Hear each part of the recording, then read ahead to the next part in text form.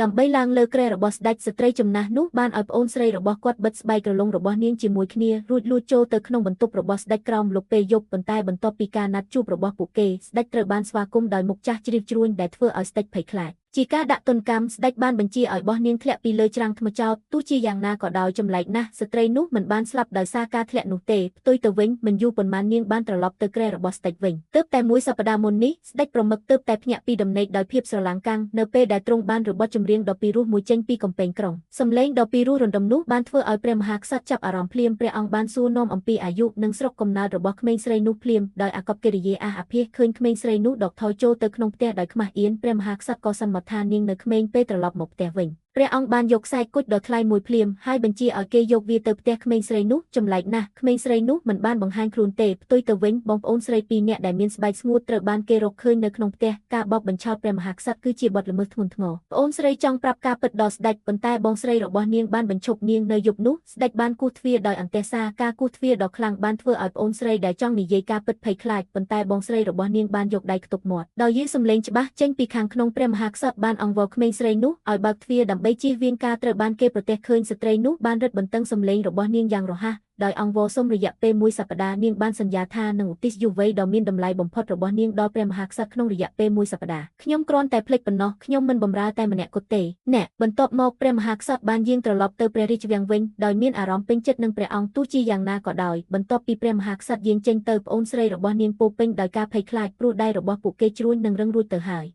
ពួកគេប្រកាសជានឹងស្រកក្បាលក្នុងរយៈពេល7ថ្ងៃទោះជាយ៉ាងណាក៏ដោយបងស្រីរបស់នាងហាក់ដូចជាមានទំនុកចិត្តបន្ទាប់មកនាងបានដាំកូឡាជែនមួយកំសៀវលាបវាលើដៃរបស់នាងទាំងមូលហើយចុងក្រោយរុំវាឲ្យជាប់នឹងក្រណាត់ពណ៌ស្វិធីនេះម្រាមដៃរបស់នាងនឹងរលោងដូចក្មេងស្រីប៉ុន្តែ7ថ្ងៃក្រោយមកពេលនាងស្រាយក្រណាត់ចេញនាងបានរកឃើញថាម្រាមដៃរបស់នាងនៅតែស្ងួតដែលធ្វើឲ្យបងស្រីខឹងសម្បាភ្លាមធ្វើឲ្យនាងយំយ៉ាងខ្លាំងថ្ងៃនេះជាថ្ងៃដែលព្រះមហាក្សត្រត្រូវយាងមកសួរសុខទុក្ខតើនាងត្រូវប្រឈមមុខនឹងព្រះអង្គដោយរបៀបណារំពេចនោះមានសម្លេងគោះទ្វារថ្ងៃផុតកំណត់7ថ្ងៃបានកន្លងផុតទៅហើយព្រះមហាក្សត្របានយាងមកនាំនាងចេញដោយឃើញថាគ្មានផ្លូវចេញផ្សេងទេបងស្រីក៏ចាប់ដៃប្អូនស្រីរបស់នាងហើយដាក់វានៅនឹងសដោយមិននឹកស្មានដល់នៅពេលដែលព្រះមហាក្សត្រទតឃើញម្រាមដៃស្ដាងរបស់ប្អូនស្រីទ្រង់ក៏ដឹងភ្លាមថាមនុស្សនៅខាងក្នុងនោះពិតជាស្រស់ស្អាតណាស់វាបង្ហាញថាចំណង់ចំណូលចិត្តដ៏ធំបំផុតរបស់ប្អូនស្រីខ្ញុំគឺការចិញ្ចក់ម្រាមដៃរបស់នាងដែលធ្វើឲ្យម្រាមដៃរបស់នាងឆ្ងាញ់ដូចក្មេងស្រីម្នាក់ដែរនេះគឺជាខ្ញុំជាអ្នកចម្រៀងដ៏ស្រស់ស្អាតព្រះមហាក្សត្ររបស់អ្នកកុំភ្លេចតើវាមានទេមិនអីទេពេលខ្ញុំឮសំឡេងរបស់ដាចេញពីក្នុងបន្ទប់ស្ដេចមានព្រះទ័យរីករាយជាខ្លាំងបន្ទាប់មកបងស្រីច្បងបានឆ្លៀតឱកាសទាញម្រាមដៃប្អូនស្រីរបស់គាត់មកវិញដោយសុំឲ្យស្ដេចអត់ទោសឲ្យគាត់មួយថ្ងៃទៀ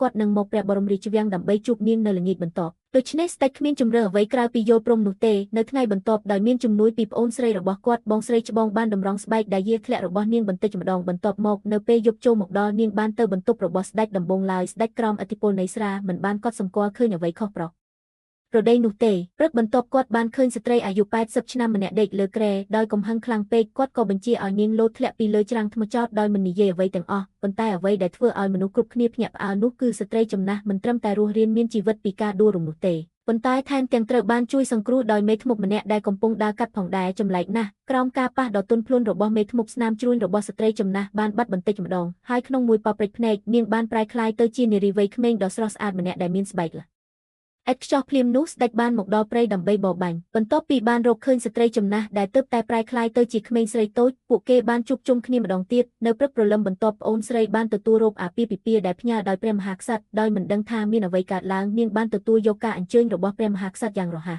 ហើយបានទៅព្រះរាជវាំងក្នុងរូបរបស់នាងពេលមកដល់ស្រាប់តែនាងត្រូវបានម្ចាស់កត្រីថ្មីទាញទៅខាងដោយបានប្រាប់នាងឲ្យរងចាំមួយផ្លែតអូយខ្ញុំគិតថាគាត់ជាប្អូនស្រីម្នាក់ដែលមិនអាចជឿថាម្ចាស់កត្រីមុននាងពិតជាបងស្រីរបស់នាងមែននាងបានសួរប្អូនស្រីរបស់នាងថាហេតុអ្វីបានជានាងខ្លាចជាក្មេងម្លេះប៉ុន្តែបងស្រីបាននិយាយថានាងមិនដឹងទេនាងទើបតែភ្ញាក់ពីដំណេកហើយមើលទៅដូចនេះបន្ទាប់មកបងស្រីបានប្រាប់ប្អូនស្រីរបស់នាងយ៉ាងរហ័សកុំឲ្យបង្ហាញទំនាក់ទំនងរបស់ពួកគេហើយបានសន្យាជាមួយនាងថានឹងផ្ដល់ប្រាក់យ៉ាងច្រើនបន្ទាប់ពីពិធីជប់លៀងនាងមិនបានដឹងទេប្អូនស្រីរបស់នាងបានចាប់ផ្ដើមមានអារម្មណ៍ច្រណែននឹងបងស្រីរបស់នាងរួចទៅហើយដោយឃើញបងស្រីរបស់នាងផ្លាស់ប្ដូររូបរាងភ្លាមនាងក៏បានសួរនាងអំពីអាចកំបាំងនៃរូបរាងក្មេងជាងវ័យរបស់នាងទោះជាយ៉ាងណាក៏ដោយបងស្រីរបស់នាងហៀបនឹងទៅជួបស្ដេចដូច្នេះនាងក៏ប្រាប់នាងឲ្យចាក់ចេញយ៉ាងលឿនប៉ុន្តែប្អូនស្រីនៅតែទូចហើយសួរម្ដងទៀតជាចុងក្រោយបងស្រីបានបញ្យល់ថា នាងនឹងប្រាប់គាត់នៅពេលក្រោយហើយជំរុញឲ្យនាងចាក់ចេញភ្លាមដោយឃើញបងស្រីរបស់នាងនៅយូរបងស្រីក៏ស្រក់ទឹកភ្នែកទាំងស្រុងគាត់បានដឹងថានៅពេលដែលប្អូនស្រីរបស់គាត់ហៀបនឹងទាញនាងចេញពួកគេបានឃើញស្ដេចកំពុងដើរមករកពួកគេដើម្បីជៀសវាងការត្រូវបានស្ដេចរកឃើញប្អូនស្រីនោះគ្មានជំរើសអ្វីក្រៅពីដាក់ប្អូនស្រីរបស់នាងចូលទៅក្នុងទូដោយធ្វើឲ្យប្រកាសថានាងមិនអាចបញ្ចេញសំឡេងបានទោះជាយ៉ាងណាក៏ដោយនៅពេលដែលស្ដេចកំពុងសម្រាប់ប្អូនស្រីនោះស្រាប់តែលេចចេញមកដែលធ្វើឲ្យគាត់ខឹងភ្លាមជាសំណាងល្អប្អូនស្រីនោះបានពន្យល់យ៉ាងរហ័សដោយជួយសង្គ្រោះជីវិតប្អូនស្រីរបស់នាងដោយមិននឹកស្មានដល់បន្ទាប់ពីត្រូវបានបណ្តេញចេញពីព្រះបរមរាជវាំងគាត់បានខឹងយ៉ាងខ្លាំងដោយសួរមនុស្ស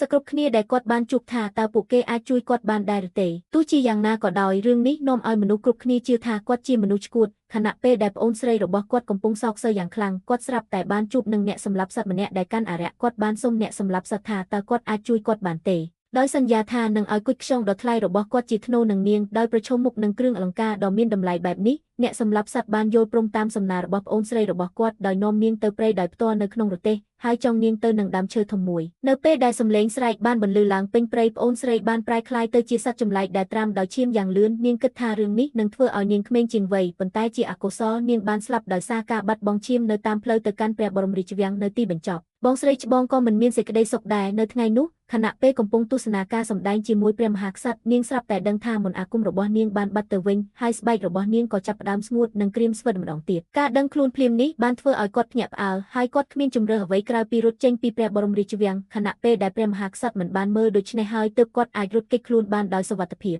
គាត់មិនដែលនឹកស្មានថាការលេងសើចពីនាងនឹងធ្វើឲ្យប្អូនស្រីរបស់គាត់បាត់បង់ជីវិតនោះទេព្រះមហាក្សត្របានចាក់ម្រាមដៃរបស់គាត់ដោយចូលដើម្បីចិញ្ចឹមចៃមួយក្បាលដោយមើលវាលមកបិទឈាមរបស់គាត់យល់ថារឿងនេះគួរឲ្យអស់សំណើចហើយថែមទាំងបានសាងសង់ផ្ទះគ្រីស្តាល់មួយសម្រាប់ចៃរស់នៅទៀតផងទោះជាយ៉ាងណាក៏ដោយអ្វីដែលគាត់មិនដែលរំពឹងទុកនោះគឺចៃទាំងនោះលូតលាស់យ៉ាងលឿនមិនគួរឲ្យជឿរហូតដល់ទំហំប៉ុនសន្តែកហើយថែមទាំងអាចទាញរទេះតូចមួយបានយ៉ាងងាយស្រួលទៀតផងពេលឃើញសត្វចិញ្ចឹមរបស់ទ្រង់វិលជារង្វង់ព្រះមហាក្សត្រមានស្នាមញញឹមពេញចិត្តទោះជាយ៉ាងណាក៏ដោយយូរទៅទ្រង់បានក្លាយជាអ្នកគ្រប់គ្រងដែលពុករលួយនិងគ្មានសមត្ថភាពដោយធ្វេសប្រហែសកិច្ចការរដ្ឋហើយផ្ដោតតែលើការចិញ្ចឹមចៃទាំងនោះមិនយូរប៉ុន្មានចៃរបស់ទ្រង់ក៏ធំឡើងគួរឲ្យកត់សម្គាល់ដែលនៅទីបំផុតមានទំហំប៉ុនជ្រូកញីជាចុងក្រោយចៃទាំងនោះលែងអាចស្រូបយកអាហាររបស់ព្រះមហាក្សត្របានទៀតហើយវាបានទាត់ជើងរបស់វាហើយងាប់ដោយសារស៊ីច្រើនពេកពេលដែលព្រះមហាក្សត្រសោកសៅយ៉ាងខ្លាំងទ្រង់ស្រាប់តែនឹកឃើញថាអាពាហ៍ពិពាហ៍របស់កូនស្រីទ្រង់នៅតែមិនទាន់បានគ្រោងទុកដូច្នេះដើម្បីស្វែងរកស្វាមីដែលសមរម្យសម្រាប់នាងទ្រង់បានបញ្ជាឲ្យកាត់ស្បែករបស់ចៃនោះចេញ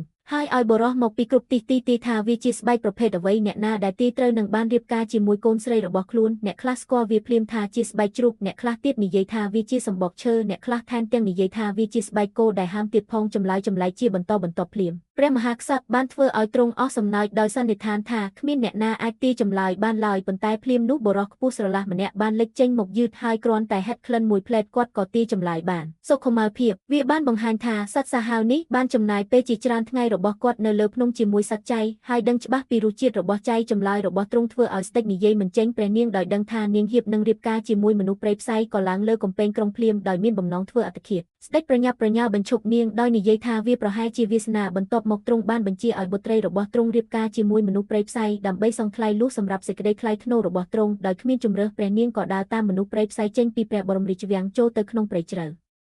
ហើយបានមកដល់រូងភ្នំរបស់មនុស្សព្រៃផ្សៃពេលឃើញសាកសពសត្វនិងសំណដែលនៅរាយប៉ាយពាសពេញផ្ទះរបស់បុរសនោះព្រះនាងក៏មានអារម្មណ៍ភ័យខ្លាចភ្លាមហើយញ័រខ្លួនដោយក្តីភ័យខ្លាចយំសោកជាច្រើនឆ្នាំក្រោយមកព្រះនាងក៏មានឱកាសរត់គេចខ្លួនព្រះនាងបានប្រទះឃើញកសិករប្រមូលផលអស់ធម្មនៈនៅលើច្រាំងថ្មចោតហើយបានដឹងថានេះជាឱកាសតែមួយគត់របស់ព្រះនាងក៏បានអង្វរព្រះអង្គឲ្យជួយសង្គ្រោះនាងដោយឃើញស្ថានភាពដ៏កំសត់របស់នាងកសិករក៏សម្រេចចិត្តជួយនាងភ្លាមនៅថ្ងៃបន្ទាប់ក្មេងប្រុសម្នាក់ស្រាប់តែលេចឡើងនៅលើច្រាំងថ្មចោត